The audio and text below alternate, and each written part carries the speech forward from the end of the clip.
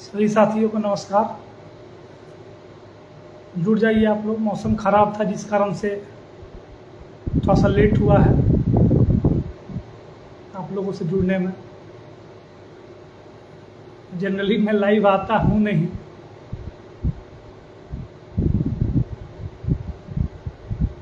लेकिन आज सोचा कि मैं लाइव आऊँ।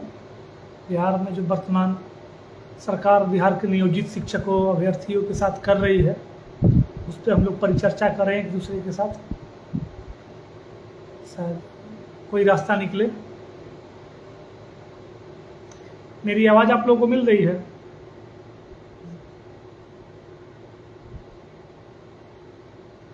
मेरी आवाज़ आप लोगों को जा रही है?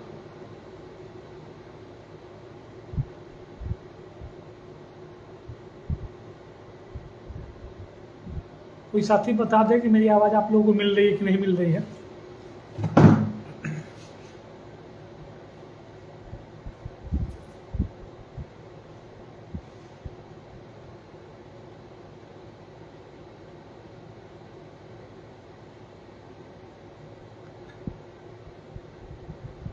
आप लोगों को पता है, सभी साथी जो जुड़े हैं उन सब लोगों को नमस्कार प्रणाम।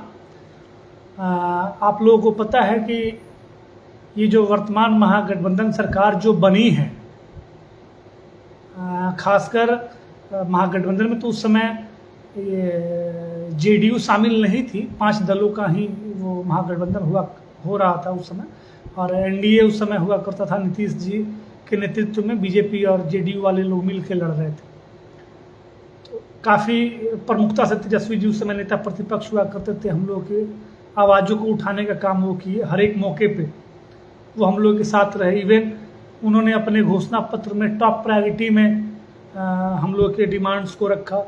सेम वर्क सेम पे, राज्यकर्मी का दर्जा जो है वो, समान सेवा शर्त, ये सारा वादा उन्होंने तो 2 कदम और आगे बढ़ के ओपीएस ओल्ड पेंशन स्कीम तक को देने की बात कही थी उन्होंने। लेकिन सत्ता का ये चरित्र है, परिस्थिति बदली और माननीय मुख्यमंत्री नीतीश कुमार जी बीजेपी का दामन छोड़ के महागठबंधन में शामिल हो गए। पहले एनडीए का हिस्सा हुआ करते थे, उसके बाद वो तेजस्वी यादव जो सहोदर भाई से ज़्यादा प्यार देते थे बिहार के नियोजित शिक्षकों को, शिक्षक अभ्यर्थियों को, या फिर युवाओं के सबसे बड़े हमदर्द के रूप में अपनी पहचान बनाए, और काफ़ी उन्होंने मेहनत भी किया था। उस समय पूरा भारत सरकार और सारे लोग उनके पीछे पड़े थे, और अकेले ये बंदा काफ़ी अच्छा परफॉर्मेंस किया। लेकिन उस परफॉर्मेंस में सबसे बड़ा अगर योगदान किसी का रहा उस समय क्या अभी भी, जितना बड़ा आईटी सेल बीजेपी का है किसी का नहीं है। राजद जैसी पार्टी का तो आईटी सेल का आप कह ही नहीं सकते। 10, 20, 50 लोग उनके पक्ष में भले पोस्ट कर दें। हम लोग जितने बिहार के नियोजित शिक्षक थे, अभ्यर्थी थे, बाकी जो भी लोग थे, सब लोगों ने बीजेपी जैसे बड़े आईटी सेल का सामना किया। बदला लो, बदल डालो वगैरह वगैरह, झारखंड वाली क्या चाल चलो, क्या करो, ये सब हम लोगों ने काफ़ी मुहिम चलाई और इसका काफ़ी अच्छा असर हुआ। सिंगल लार्जेस्ट पार्टी बनी। हम लोग को तो लग रहा था कि सरकार बन जाएगा, लेकिन चाहे जिस भी परिस्थिति में हो, वो राजनीतिक पार्टियाँ उस पर कमेंट करेंगी। सरकार नहीं बनी, लेकिन राजद सिंगल लार्जेस्ट पार्टी बनी, महागठबंधन की सरकार बनी, और राजद कोटे में शिक्षा मंत्रालय गया और प्रोफेसर चंद्रशेखर जी शिक्षा मंत्री बने। आने के साथ ही काफ़ी सकारात्मक दिशा में काम होना शुरू हुआ। बिहार के तमाम शिक्षक संगठनों को और बाकी लोगों को जो सोशल ये हैं, सब लोगों को बुलाया गया। उन लोगों से सहमति ली गई कि हम ऐसा कर रहे हैं, वैसा कर रहे हैं, ये नियमावली ला रहे हैं। जो उस समय जब हम मिल के आए थे तो आप लोगों से हमने रखा भी था, ड्राफ्ट तैयार करके भी हम लोग को दिया गया कि देखिए आप लोगों से सलाह लेने के बाद ये हम लोग फाइनल कर रहे हैं।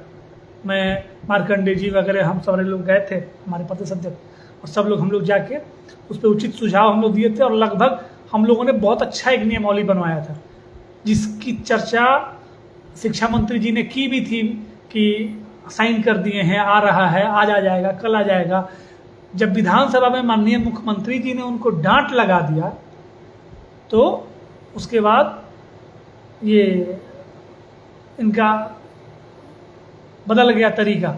फिर ये रामचरितमानस वगैरह वगैरह ये सारा चीज़ पे करने लगे और चीज़ों को बरगलाने लगे।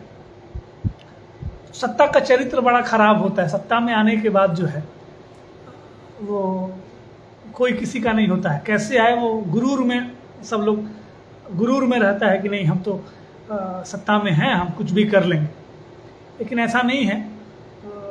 अल्टीमेटली जनता से और वोटर से ही आप सरकार में हैं, ये चीज़ समझना होगा। और ये सरकार नरेंद्र मोदी जी से लड़ने की मुखालफत करती है। और आप यूं ही बिहार के युवाओं को, बिहार के शिक्षकों के साथ आप एक साथ, शिक्षकों के साथ, बिहार के युवाओं के साथ, शिक्षक अभ्यर्थियों के साथ आप उनकी नाराजगी मोल ले रहे हैं। इसका मतलब ये है कि आप मतलब प्रत्येक लोकसभा में 50,000 से 1 लाख वोट यूं ही आप एनडीए को दे रहे हैं। हम लोगों को खुशी होती है कि बिहार का कोई बेटा प्रधानमंत्री बने, लेकिन ऐसे चाल चरित्र से तो नहीं बनता दिख रहा है।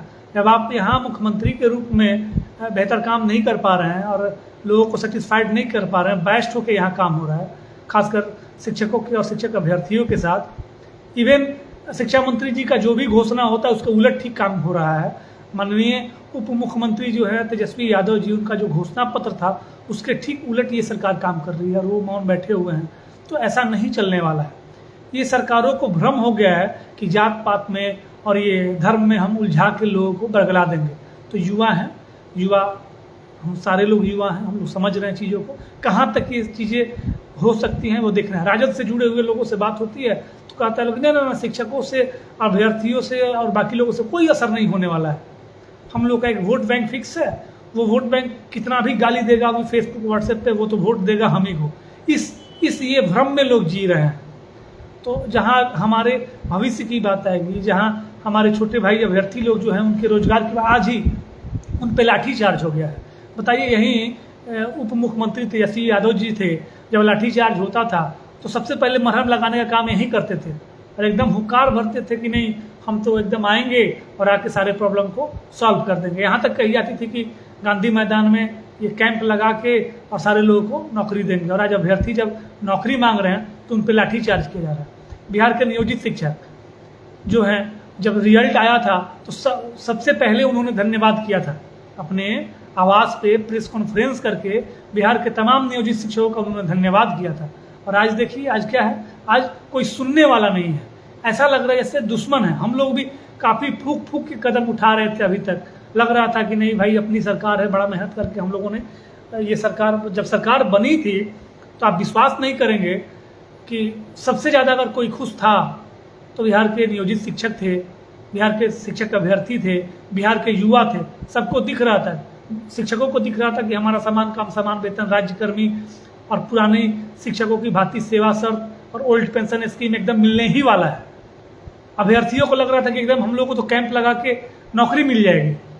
युवाओं को लग रहा था कि 10 लाख रोजगार होगा और हम लोग का कल्याण हो जाएगा।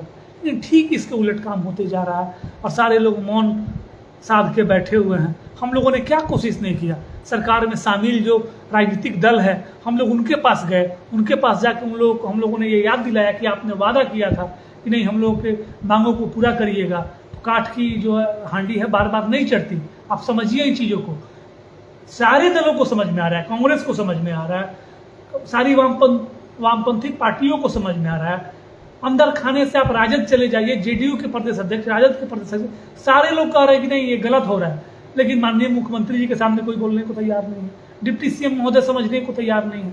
तो अंततोगत्वा हम लोग मजबूरन न चाहते हुए भी अब हम लोग निर्णायक भूमिका में आ रहे हैं। और आज तक हम लोगों को जो भी मिला है, संघर्ष मिला है, तब हम लोग को संघर्ष का रास्ता अपनाना होगा। हम लोगों ने यही तय किया है। कल बिहार शिक्षक संघर्ष मोर्चा का बैठक हुआ। हम लोग के मित्र हैं, पालीगंज के विधायक हैं संदीप सौरभ जी, उनको हम लोगों ने संरक्षक बनाया हुआ है। चूँकि महागठबंधन में वो भी पार्टी शामिल है और पूरी पुरजोर तरीके से हम लोगों के साथ वो लोग समर्थन दिए हुए हैं। 12 विधायक उनके हैं, कुल मिला के टोटल वामपंथी पार्टियों के 19 विधायक हैं। वो सारे लोग हम लोग के साथ खड़े हैं, कांग्रेस वाले लोग भी खड़े हैं। तो हम लोग 11 जुलाई को विधानसभा का जो है घेराव करेंगे और 12 तारीख को अपने अपने स्थानीय जो हम लोग के विधायक हैं उनके पास जाके हम लोग उनको भी घेरने का काम करेंगे कि आप सरकार पर दबाव बनाइए। अल्टीमेटली जनता से तो मुख्यमंत्री जी तो चुने हुए मुख्यमंत्री हैं, लेकिन इलेक्टेड तो है नहीं, इलेक्शन में आते हैं नहीं। तो आप लोग जाके इन चीज़ों को उन तक प्रेशर बनाइए, दबाव बनाइए कि आप लोग हम लोगों के साथ हैं, और इससे सरकार को जो है काफ़ी नुकसान होगा। अगर सरकार इस पर ध्यान नहीं देगी तो उनको नुकसान होगा। बहुत सारा ये है कि हम लोग कोर्ट का भी रास्ता अपनाए हुए हैं, कोर्ट में भी हम लोग हैं। मतलब हर पहलू पे एकदम जो लोकतांत्रिक तरीके से आपने देखा कि पत्र निकलना शुरू हो गया। जो यही सरकार जो है, अगर कोई बीजेपी की सरकार ऐसा पत्र निकाल दे तो लोकतंत्र खतरे में आ जाता है। और आज यही लोग खुद को समाजवादी कहते हैं, और लोकतंत्र में अगर हम लोग सेटिस्फाइड नहीं है सरकार के नियमावली से, उसमें कुछ ना कुछ गलत है, बहुत सारा, मतलब पूरा बुनियाद ही गलत है। आप खुद समझिए, देखिए कि कितना गलत इन्होंने किया है कि फॉर्म भरवा रहे हैं और इस कड़ी में दर्जनों संशोधन ये लोग कर दिए, और अब तो इस ढंग का संशोधन करना शुरू कर दिए हैं जो बिल्कुल अलोकतांत्रिक है। तो ये सबसे पहली चीज़ ये है कि आप बिहार के नियोजित शिक्षकों को अयोग्य कहते हैं। हम तो वैसे ब्यूरोक्रेट्स को कहेंगे कि पहले पहचानिए कि वो कौन लोग थे जो ये नियमावली बनाए और इतना उसमें खामी को छोड़ दिए हैं, और ये सरकार की किरकिरी हो रही है। वैसे लोगों को चिन्हित करिए कि कैसे ऐसे हो रहा है। दूसरी बात, शिक्षक आपके दुश्मन नहीं है, दुश्मन की तरह बिहेव मत करिए। हम लोग भी नहीं टकराना चाहते हैं आपसे। हम लोग चाह रहे हैं कि चुनी हुई सरकार आप लोग हैं, बड़ा मेहनत आपके लिए हम लोग किए हैं, और हम लोग लड़ना नहीं चाहते आपसे। हम लोग चाह रहे हैं कि हम लोग का जो वाजिब हक है वो आप दे दीजिए।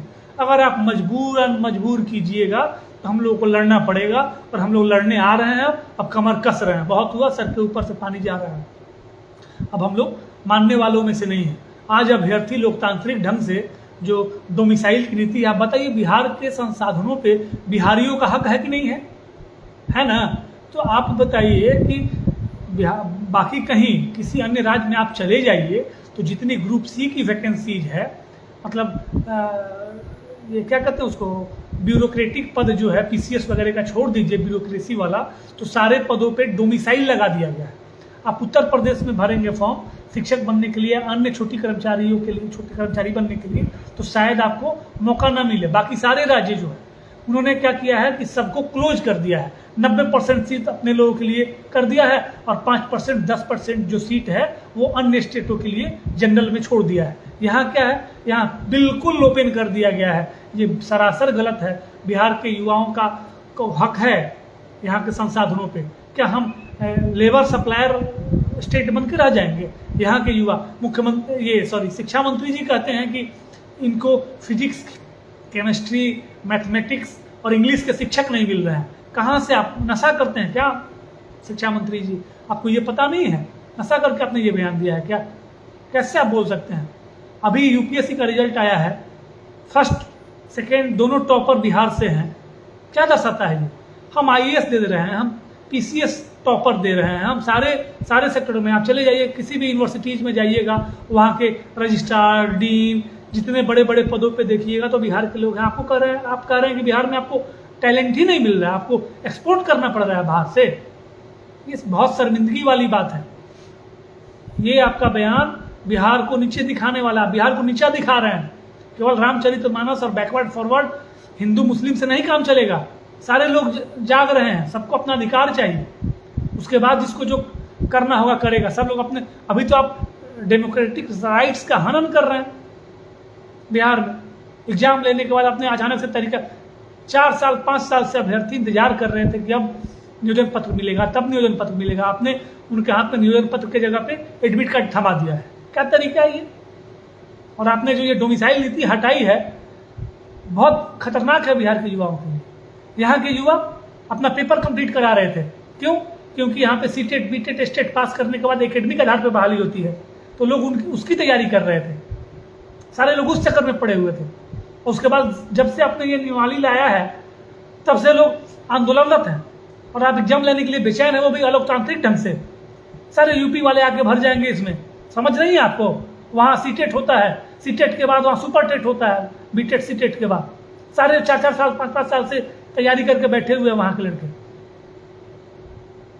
ये भी सगुफा छोड़ा जाएगा कि सामान्य सीट पे दिया जा रहा है। अरे महाराज, सामान्य सीट का 40 से 50% सीट जो है वो आके ईबीसी, ओबीसी और बाकी उसमें के जो टैलेंटेड लोग हैं वो ले लेते हैं। ये चीज आप नहीं समझ रहे हैं। तो अगर सामान्य सीट पे अन्य राज्यों वाले आ जाएंगे तो फिर इसमें के जो टैलेंटेड बच्चे आरक्षित वर्ग के हैं वो तो उसमें नहीं जा पाएंगे ना। नहीं जाएंगे तो आरक्षित वर्ग का कटअप बढ़ जाएगा कि नहीं। तो उसमें के जो सामान्य श्रेणी के बच्चे हो जाएंगे, जो मीडियम क्लास के बच्चे होंगे, उनको आप क्या कीजिएगा? उनको हरा गमछा और भागवा गमछा लपटवा के जय श्री राम ये क्या कहते हैं, जय जेपी या क्या क्या ये जय कर्पूरी ठाकुर करवाइएगा। राजनीतिक कार्यकर्ता बनवा दीजिएगा इन लोगों को। क्या कर रहे हैं आप लोग? बिल्कुल गलत है और एकदम भर्त्सना करते हैं लोग इस लाठीचार्ज का।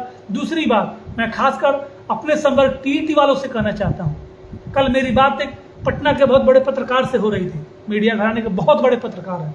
जानते हो आप लोग के बारे में क्या कर रहे थे?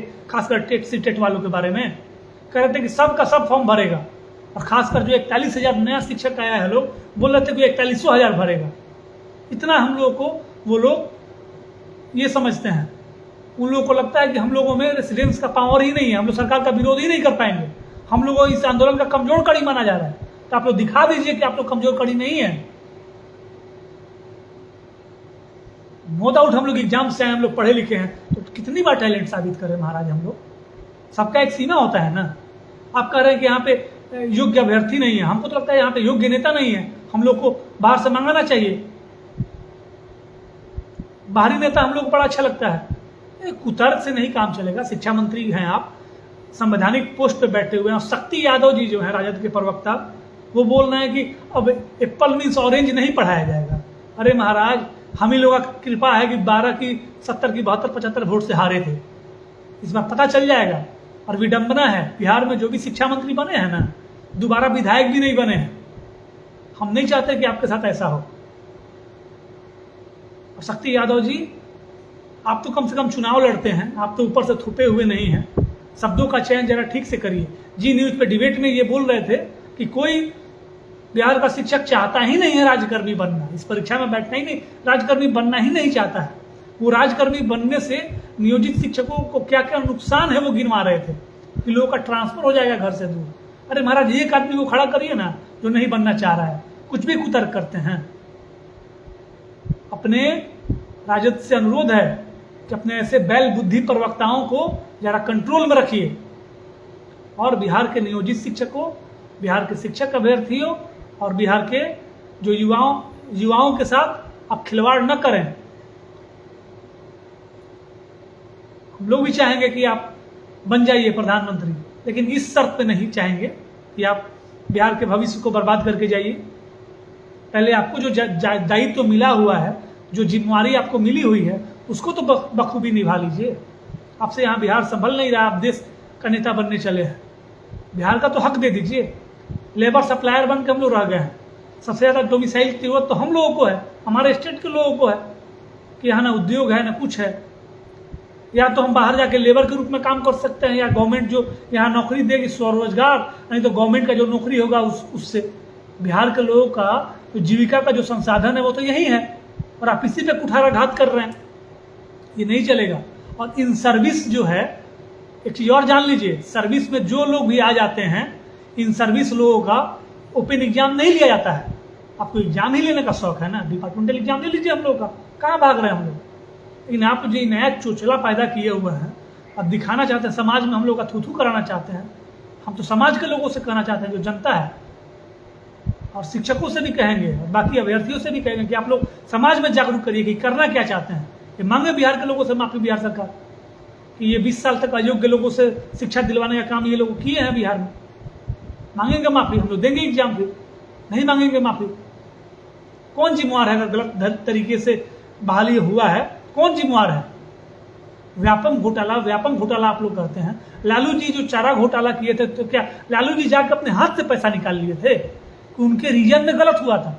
उसका सजा वो भुगत रहे हैं, जेल जाना पड़ रहा है।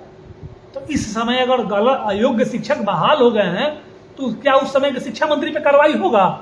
उस समय के मुख्यमंत्री पे कार्रवाई होगा? ये भी तो एक तरीके का घोटाला है। क्या कर रहे हैं आप लोग? अपने ही बहाल किए हुए लोगों को कटघरे में खड़ा कर देते हैं, अपने ही नीतियों को बार बार कटघरे में खड़ा करते हैं। और बिहार की जनता 5 किलो चावल चाहिए, 5 किलो गेहूं में बिक जा रही है, समझ में नहीं आ रहा है। अरे क्या समानता दोगे यार तुम लोग? जात पात की बात करते हो, ये जात पात ऊंच नीच, ये फलना की समानता देंगे, ये सब। अरे कुछ समान मत करो, शिक्षा समान कर दो, सबको एक तरीके का शिक्षा दो, चाहे राजा का बेटा हो या रंग का बेटा हो, एक तरीके का शिक्षा ले। ये अगर आप कर देंगे ना, था आप जिस भी समाज के हैं अपने समाज के लिए बहुत बड़ा काम कर देंगे। आप तो ये करेंगे नहीं, उलझाने का काम केवल करेंगे। सरकारी स्कूलों को सशक्त कीजिए। आप देख लीजिए प्राइवेटाइजेशन का क्या हाल है। रूस के राष्ट्रपति ने प्राइवेट आर्मी बनाई थी ना, उन्हीं के खिलाफ बगावत कर दिया। इसलिए आप जो है, आपसे अनुरोध है कि सरकारी संस्थाओं को बर्बाद करने का साजिश न करें आप लोग, और सरकारी संस्थाओं को सशक्त करें।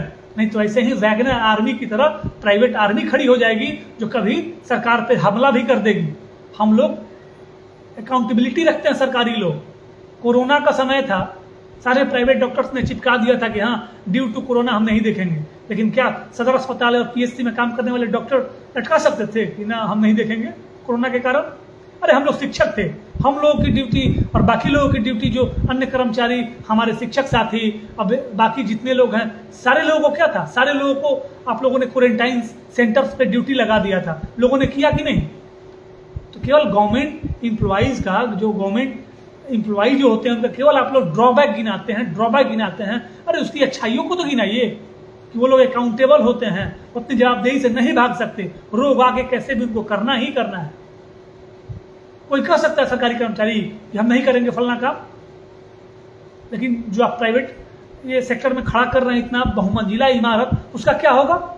वो तो अपने हिसाब से चलेगा। चीजों को समझना होगा। और अनुरोध है, बार बार हम लोग अनुरोध कर रहे हैं, 11 तारीख को हम लोग बिहार के सभी नियोजित शिक्षक अभ्यर्थी, छात्र नेताओं, सब लोगों से अनुरोध है, जितने भी शिक्षक संघ के नेता हैं, उस सब लोगों से अनुरोध है कि आप लोग 11 तारीख को पटना पहुंचिए। और पहुंच के बहुत अभी डराया जाएगा, अभी तो शुरुआत है। ये समाजवादी सरकार जो कहती है कि हम पिछले पंक्ति में खड़े लोगों की आवाज बनेंगे, वो समाजवादी सरकार अपने औकात में आ गई है। 2 पत्र जारी हो गया, प्राइमरी डायरेक्टर का और सेकेंडरी डायरेक्टर का।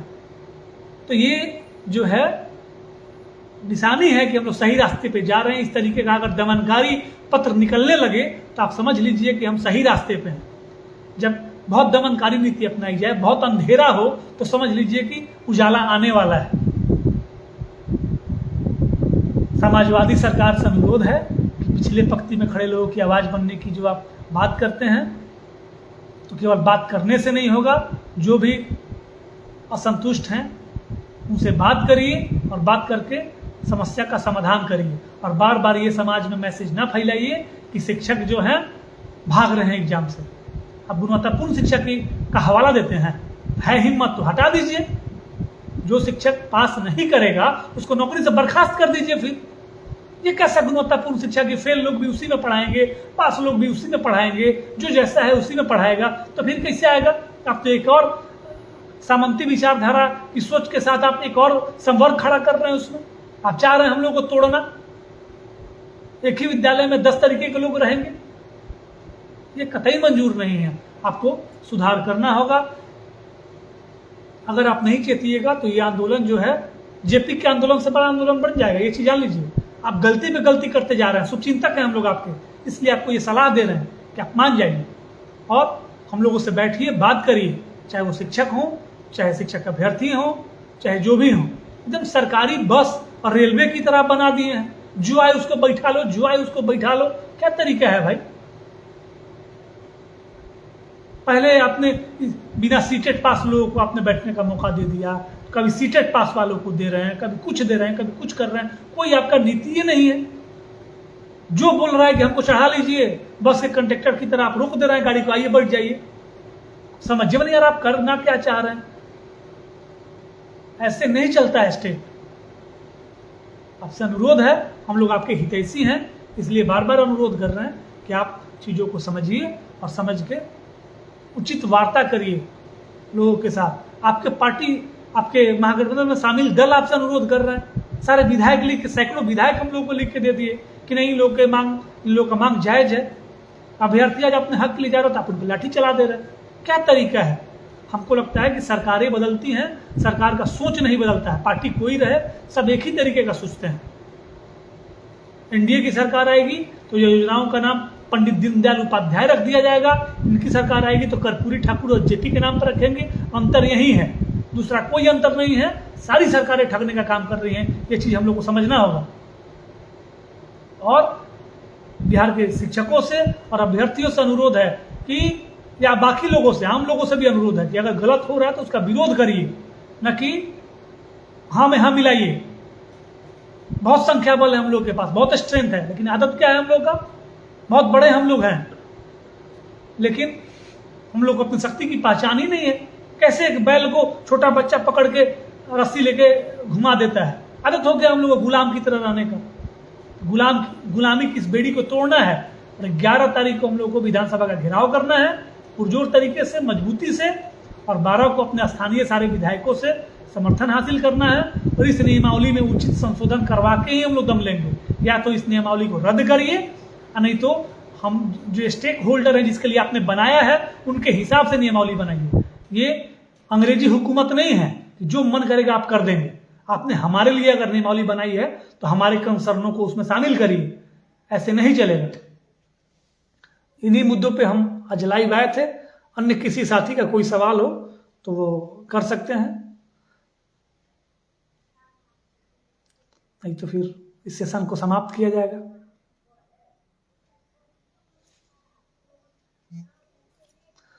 न्यायालय में भी हम लोग हैं, मजबूती से बने हुए हैं।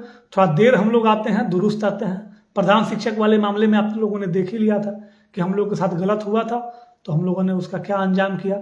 इसमें भी वही होगा, हम लोग पीछे हटने वालों में से नहीं हैं। और आप देखिएगा कि कोर्ट से भी हम लोग को राहत मिलेगा, और बहुत भरोसा है हम लोग को माननीय उच्च न्यायालय से। तो उच्च न्यायालय से भी हम लोग को ये मिलेगा, बहुत जल्द हम लोग के केस की सुनवाई होगी। और काफ़ी अच्छे अधिवक्ताओं की टीम है हम लोग के पास। तो आप देखिए कितना अच्छा ढंग से हम लोग कोर्ट में भी सारे स्तरों पे, चाहे वो सदन में हो, हमारे समर्थक जितने हम लोग के विधायक हैं वो सारे लोगों से हम लोग अनुरोध कर रहे हैं। उन लोगों से लिखित समर्थन भी लिया है। लिखित समर्थन देने का मतलब ये है कि विधानसभा में भी वो लोग इस मुद्दे को उठाएंगे। पूरा हंगामेदार होगा इस बार का विधानसभा। दूसरा, सड़क पे हम लोग आंदोलन के लिए आ ही गए हैं। 11 तारीख से आंदोलन होगा। 11 तारीख को हम लोग विधानसभा घेर रहे हैं। 12 तारीख को स्थानीय अपने प्रतिनिधियों को घेरेंगे, जो विधायक, विधान पार्षद वगैरह हैं उनको। उसके बाद जो है इस कड़ी को और आगे, इसके बाद भी अगर सरकार नहीं समझती है, नहीं उचित संशोधन करती है नियमावली में हम लोग के कंसर्न को लेते हुए, तो हम लोग बड़े हड़ताल की तरफ भी जा सकते हैं, जिसकी सुगबुगाहट लगभग शुरू हो गई है। इन्हीं सब बातों के साथ बहुत बहुत धन्यवाद। नमस्कार।